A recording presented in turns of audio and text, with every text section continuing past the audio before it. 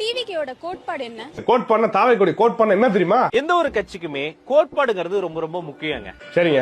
2 வகையான क्वेश्चंसக்கு அது பதில் சொன்னா அதுதான் அந்த கட்சியினுடைய கோட்பாடு. 2 வகையான கேள்விகளுக்கு பதில் சொன்னால் அதுதான் அந்த கட்சியுடைய கோட்பாடு. 1, யாருக்காக அந்த கட்சி போராடுகிறது?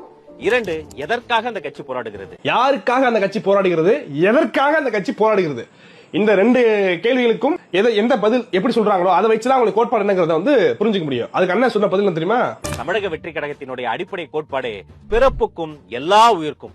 பிறப்பால ஒருத்தர் உயர்ந்தவர் ஒருத்தர் தாழ்ந்தவர் கிடையாது, இங்க அனைவருமே சமம் என்ற சமத்துவத்தை போதிக்கக்கூடியதுதான் தமிழக வெற்றி கழகத்தினுடைய அடிப்படை கோட்பாடு. அப்போ தாவேக்காங்கிறது வந்து பிறப்புக்கும் எல்லா உயிர்க்கும் சொல்றாங்கன்னா அவங்களுக்கு கோட்பாடுனா ஒட்டுமொத்த உலகத்திற்கு எல்லாருக்கும் வந்து போராடுறோம்னு சொல்ல வராங்களா?